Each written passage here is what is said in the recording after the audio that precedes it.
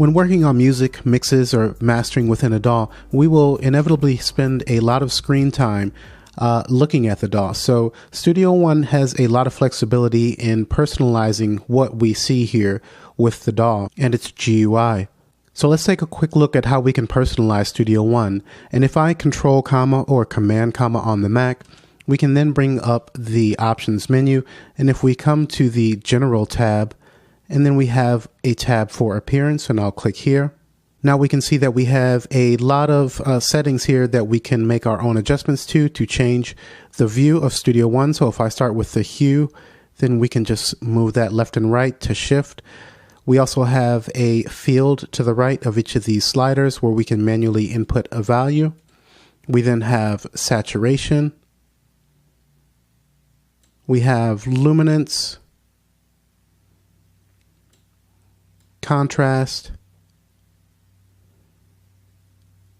and then below that we have an arrangement area. Now these adjustments are going to affect the arrange view, which is the center area specifically. So if I go ahead and adjust the luminance, we can see that that's only affecting the arrange view of our song, and that is just the same as the contrast. Now, if we made some adjustments that we'd like to keep, we can store that as a preset. So this button here, Store Preset, I'll just call that My Preset and then click on OK.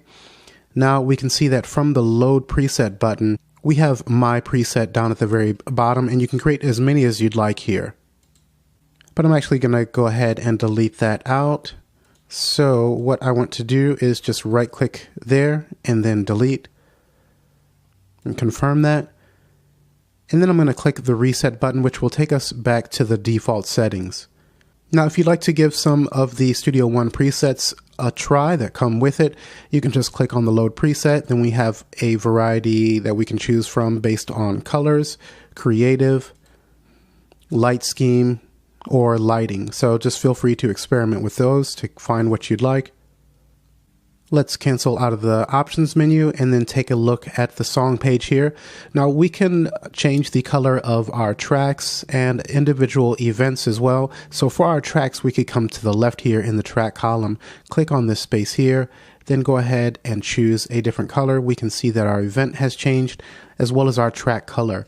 And if I press F3, we can see that the channel for the track in our console has changed as well. Now we see that the name and the upper borders above have changed, but if we'd like to colorize this whole channel, we do have the option to do that. So if I come to the left and click on the wrench icon here, we can see down towards the center area, colorize channel strips. If I select that, we can see that our channels are now matching the colors that we have within our song. But for now, I'm going to go ahead and deselect that, and we return back to as we were. I will F3 to close out the console and then double click on our MIDI part here just to show you that our MIDI notes will adjust to whatever color that we're choosing as well. I'll F2 and close out the editor. Now if we'd like to change the color of a individual MIDI part or audio event, we can just simply right click on that, click on the blue tab there.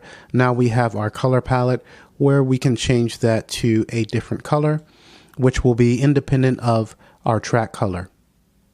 Now I've got an Impact XT and Sample 1 XT loaded within our song, and if I click on the icon here to open up the Impact, just know we do have the Personas logo here, which we can click on and then change the skin for Impact for a variety of different colors. I can click on the Sample 1 to bring that up just to show that we have the same capability with this as well.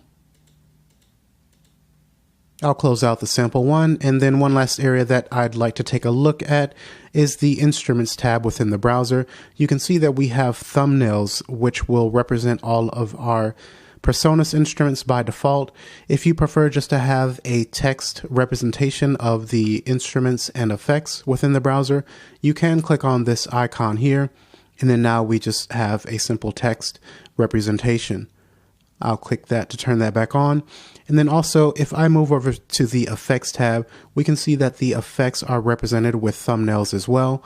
And then down at the bottom, I have a folder of third-party effects, and if I expand that out, we can see that a couple of these are missing a thumbnail image. So if we have any instrument or effect that we'd like to add a thumbnail image to, let's just drag that onto our song. And then in the top left corner, if I click on this down arrow, we have Update Plugin Thumbnail. I'll click that. Then we can see now here within our browser that thumbnail image is updated for our TDR effect. And these are the various ways in which you can personalize Studio One to suit your taste.